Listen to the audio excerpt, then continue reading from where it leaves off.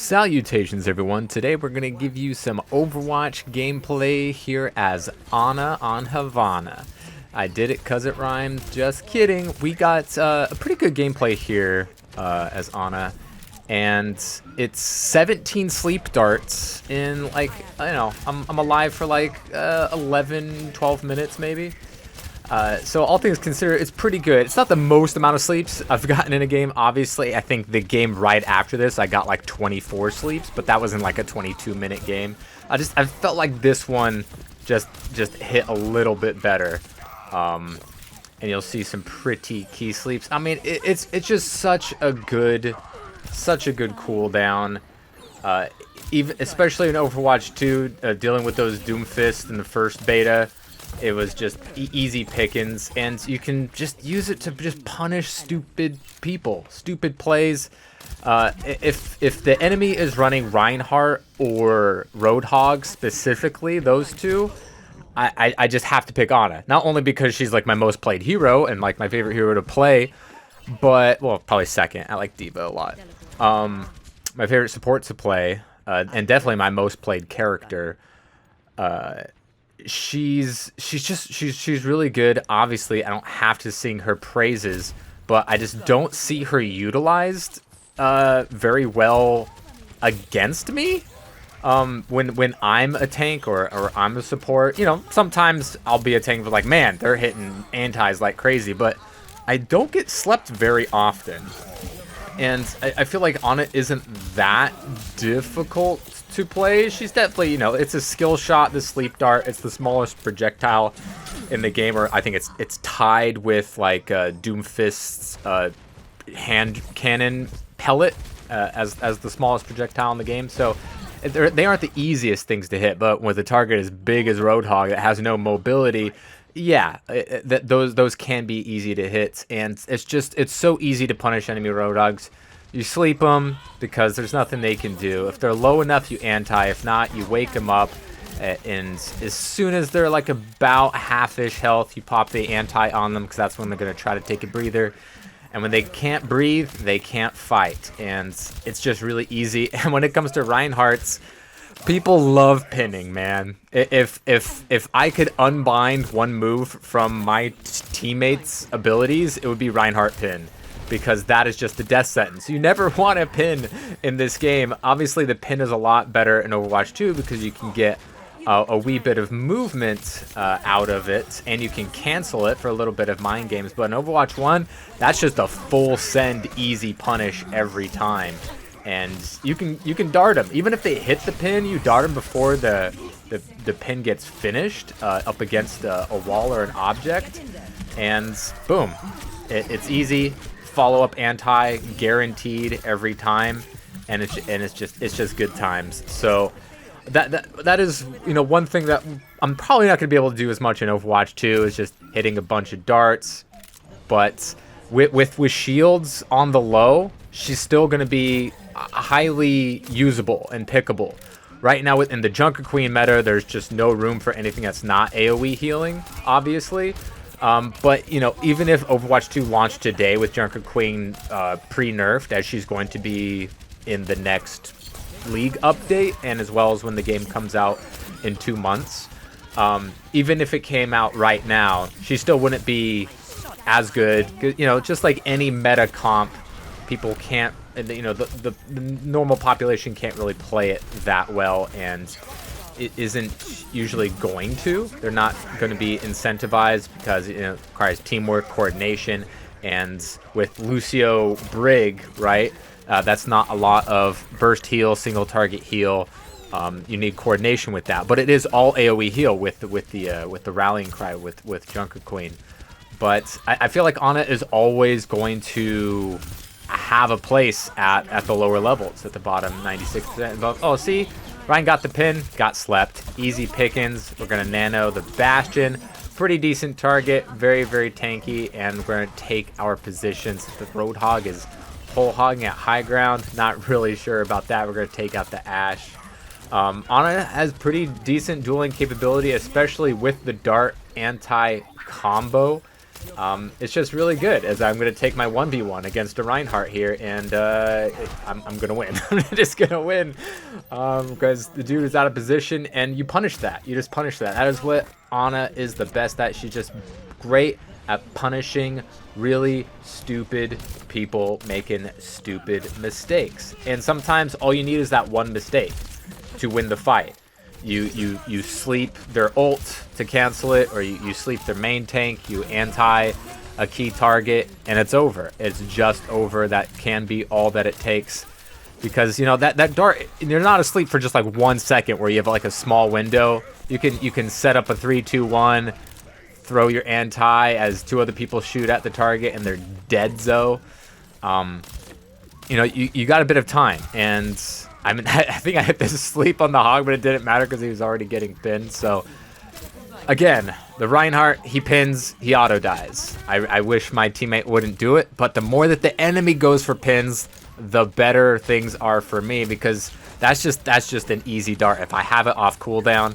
And you know, 17 darts in, you know, 11-12 minutes isn't super insane. I mean, a good like Overwatch League average would be getting a sleep dart every 2 minutes. Now I'm getting, you know, more than 1 a minute, which is pretty good. That's kind of what I strive for. I try to go for 1 a minute. Obviously, if I can get more than that, that's great. You're not always going to have a shot. It's not always going to be off a cooldown. When you have the shot, you're not always going to be alive, or your team going to be in a very good position to do so. So I'm going to make a pretty cool play right here as the Mercy goes for the res.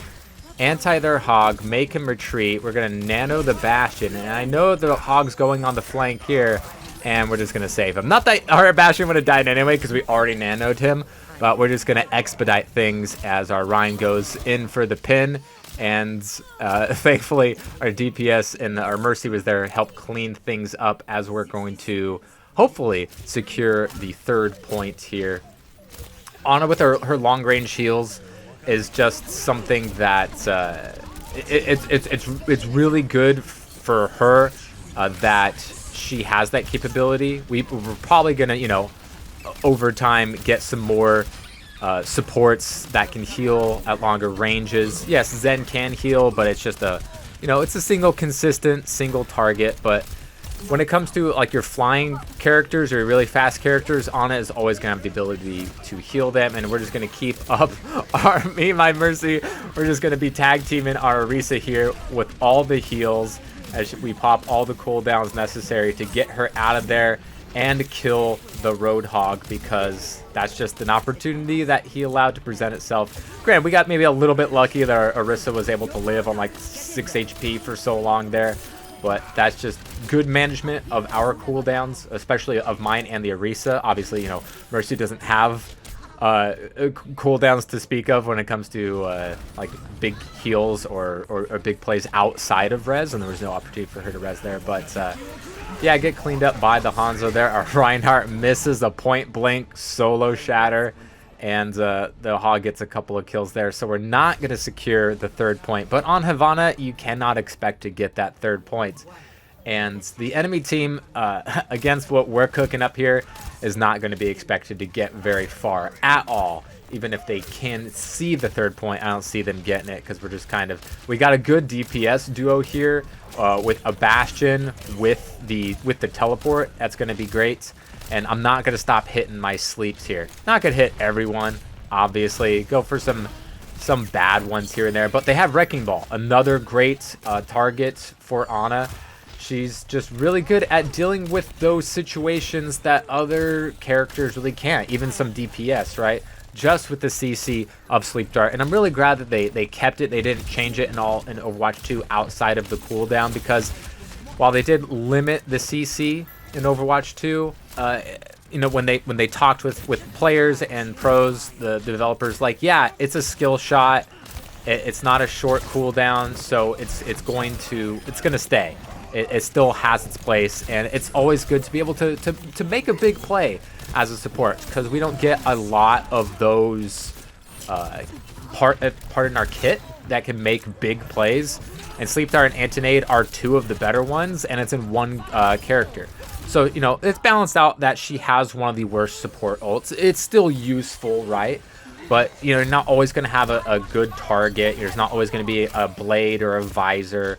And Ryan isn't as great of a target as he used to be. I like nanoing Brigitte's. And nanoing at Zarya at high charge is always going to be something good, but only in the right situations where you're in the nitty-gritty of that fight where they can't run away from the nano, because Zarya doesn't have that great range, right?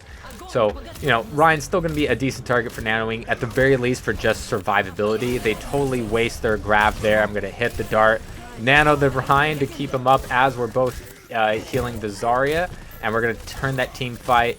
Not sure if the Symmetra ult was necessary, but that's kind of something that you can't really like perfectly time a Symmetra ult very often. So, you know, no harm, no foul, and it's a super fast charging ultimate anyways. Who knows if they'll change it again for Overwatch 2? Wouldn't it be surprised? Sombras, they're not a problem. They're not a problem. We're just going to put them to sleep. It's almost impossible to get a kill off of Sombra, because if she has her teleport up, she's going to have to make a big mistake and not recall in order to die. Zarya makes a big play there by dropping the bubble on me as I was out-positioned. I sleeped the hog, but might have been more valuable to throw the nade there, since the Zarya ended up popping the grab, and we have no one to heal either of our tanks as they both go down there to the Sombra. But yeah, you know, Tracers and Sombras and Genjis can get in your face. It's easy to bait out the reflect with a melee, because it's just it's the opposite arm as the sleep dart, but, you know, not a lot of people will catch on to that. Tracers are going to be a little bit more difficult, but at the very least you can get the sleep, shoot, nade, reload, cancel, shoot melee on the Tracer a lot more consistently. You can drop it and she can get the recall off, but Sombra just has a much bigger window to escape. But it's always nice to hit a dart on a Sombra, especially when you dart an invisible Sombra. Oh, I love that. I love that. I wish I had saved one or two of those clips, because those are really nice. Just being able to track and predict. Or sometimes I hear that the Sombra hacked a pack and I shoot where I think she's going to be and I hit her and it unveils herself. And it's really good. It's really good to bamboozle the bamboozler, if you will.